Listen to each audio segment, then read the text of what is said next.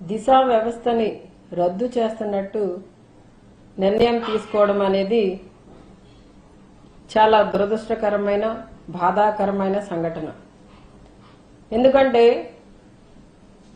దిశ వ్యవస్థ వలన ఆంధ్ర రాష్ట్రంలో జగనన్న ప్రభుత్వంలో ఎంతో మంది మహిళలు చిన్నారులు రక్షింపబడడం మనం చూసాం.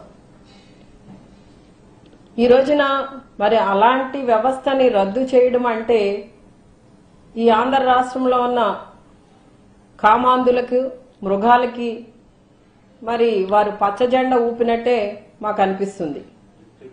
ఈ రోజున ఆంధ్ర రాష్ట్రంలో ఎంతో మంది మహిళలు, ఎంతో మంది చిన్నారులు, ఎంతో మంది యువతులు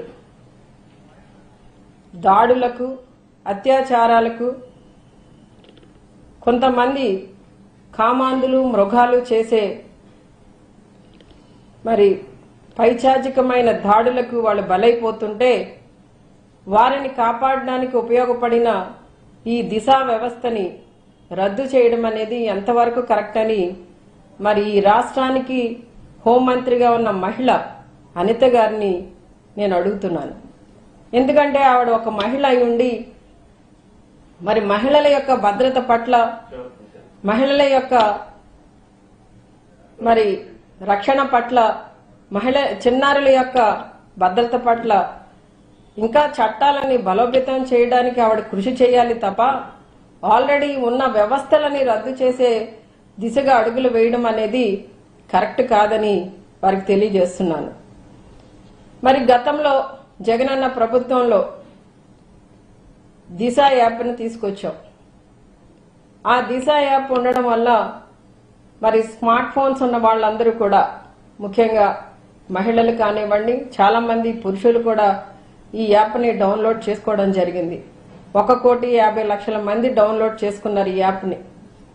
దాంట్లో SOS బటన్ ప్రెస్ చేయడం కానీ లేదా మొబైల్లో ఒక 5 సార్లు షేక్ చేయడం వల్ల కానీ వారి ఫోన్ నుండి ఎక్కడైతే దిశ పోలీస్ స్టేషన్స్ ఉన్నాయో లేదా మామూలు పోలీస్ స్టేషన్స్ ఉన్నాయో, సాధారణ పోలీస్ స్టేషన్లు, వాళ్ళకి సమాచారం వెళ్లడం, వెంటనే పోలీస్ అధికారులు స్పందించి ఆపదలో ఉన్న మహిళల్ని ఎంతో మందిని కాపాడడం జరిగింది. కొంతమంది కుటుంబ సమస్యలతో, కొంతమంది ఎక్కడైతే ఇలాంటి దాడులకు అత్యాచారాలకు గురవుతున్నారో వాళ్ళ నుండి సమాచారం వచ్చిన వెంటనే పోలీసులు స్పందించడం, అలానే 0 FIR తీసుకురావడం వల్ల ఇది మాకు, ఈ పరిధి మాది కాదు, మాకు సంబంధం లేదు అనే విధంగా లేకుండా ఎక్కడ ఇబ్బంది కలిగినా కూడా వారు 0 FIR నోట్ చేసుకుని ద్వారా FIR నోట్ అవడం వల్ల అక్కడ సమస్యని పరిష్కరించడానికి చర్యలు తీసుకోవడం జరిగింది. అలానే వేగవంతం చేయడానికి, విచారణని, దర్యాప్తుని వేగవంతం చేయడానికి కావలసిన ఫోరెన్సిక్ ల్యాబ్స్, ప్రత్యేకమైన కోర్టులు, మహిళా పోలీస్ స్టేషన్లు, అలానే ఈ రోజున ఇవన్నీ కూడా రద్దు చేసేయడం వల్ల మహిళలకి మీరు ఇస్తున్న భరోసా ఏంటి? ఈ రోజున ఆంధ్ర రాష్ట్రంలో మహిళలందరూ కూడా జగనన్న ప్రభుత్వంలో మాకు కల్పించిన భద్రత మీరు కల్పించాలని ఎదురు చూస్తున్నారు. ఆ భద్రతను ఇంకా పటిష్టం చేయాలని కూడా వారు కోరుకుంటారు. కానీ మీరు చేస్తున్నదేంటి? ఈ దిశ వ్యవస్థని రద్దు చేయడం వలన ఇబ్బంది కలిగే పరిస్థితులు ఈ ఆంధ్ర రాష్ట్రంలో ఏ విధంగా మరి కామాంధులకి స్వేచ్ఛనిచ్చారు అనేది అర్థమవుతుంది. కరెక్టే, మీరు చెప్పారు ఏమని, BSN చట్టం ఉంది అని. BSN చట్టం ఉంది, BSNS చట్టాలు ఉన్నాయి. ఇవన్నీ కూడా దర్యాప్తుని కానివ్వండి, విచారణని కానివ్వండి వేగవంతం చెయ్యం. మేము స్పష్టమైన సాక్ష్యాధారాలు ఉన్న కేసెస్లో విచారణ వేగవంతం అవ్వాలి, దర్యాప్తు వేగవంతం అవ్వాలి. ఈ సాక్ష్యాలన్నీ కూడా రుజువైన తర్వాత ఎవరైతే తప్పు చేశారో వాళ్ళకి 21 రోజుల్లో శిక్ష పడాలి అన్నది ఆ రోజున మేము దిశ బిల్లులో తీసుకురావడం జరిగింది.